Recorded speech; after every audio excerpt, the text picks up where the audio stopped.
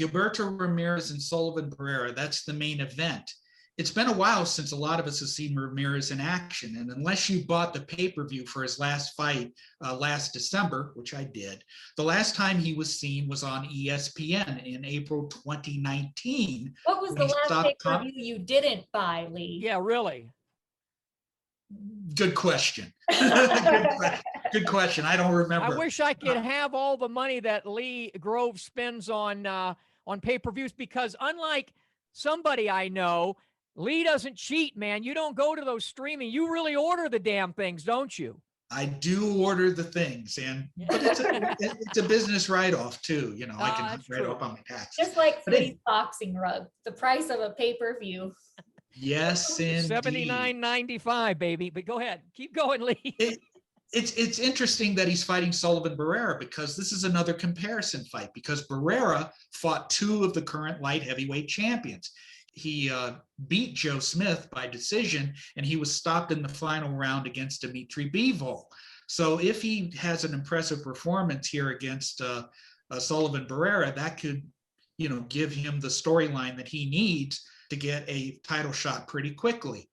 Now, as for the fight itself, Ramirez is not going to enjoy the same physical advantages he had at 168. He's only a half-inch taller than Barrera, and he only has a 2.5-inch reach advantage. But there's a strong possibility of an early knockout, because Barrera has been floored several times at the start of his fights.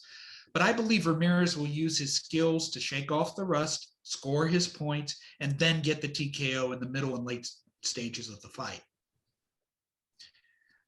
The next Don't fight. Don't hold your breath, baby. Keep going. Keep going. Okay. Don't wait for Amber. She doesn't have a damn thing to say. All right. So the next fight is Joseph Diaz Jr. and Javier Fortuna. Fortuna was set to face Ryan Garcia on this date, but Garcia withdrew from the fight not long after it was announced to address health and well-being concerns. Now he's facing a former IBF 130-pound titleist in Jojo Diaz for the WBC interim belt that was stripped from Garcia. Diaz is coming off a disappointing draw against Shavkat Rakhimov, a fight in which he lost his title on the scales. And in Fortuna, he is facing his fifth consecutive left-handed opponent and his sixth in his last 8 fights.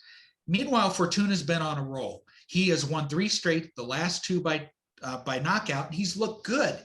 He's nicknamed the Bumblebee for his high work rate and his unpredictable combinations, but he's also capable of producing out-of-the-blue knockout power. So this is an excellent match.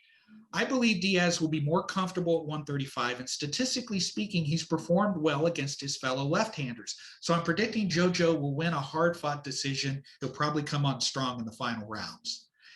And the final fight is Tenkai Tsunami versus Seniesa Estrada. And this fight is for Tsunami's WBO light flyweight title, which she's defended 4 times since she won it 3 years ago.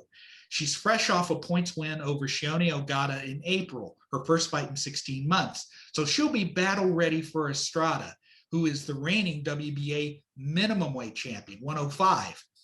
The woman named Superbad has looked super good lately. She stopped 6 of her last 8 opponents, and she's only scored 2 knockouts in her first 12, so she has a power. Superbad has to deal with a tsunami. I don't know. That sounds like a real tempestuous and tumultuous situation to me. Yeah, indeed. And with Marlon Esparza having won her own title at 112 in June, the goal is to have a big money rematch with Esparza should she win this fight. Estrada is 7 years younger than Tsunami. She'll be fighting in her hometown of Los Angeles, while Tsunami is making her U.S. debut. And by the way, Tsunami's results are largely dependent on where she fights. Her record is 28-12-1. In Japan, she's 24-2-1. But outside of Japan, her record is 4 wins and 10 losses, and she's lost her last 8 away from home. I think Estrada's youth. Well, Japan is more conducive for tsunamis, so that could be. I knew that was going to be a joke. That was a great. Right. But I think that her youth, her quicker hands, her superior power, and her home ring advantage will lift her to a victory. And if she stops Tsunami, she'll be the first one to do it. And I think she's capable. You know what, Lee, that was absolutely brilliant. That entire whole section that It was. that you just handled you. there.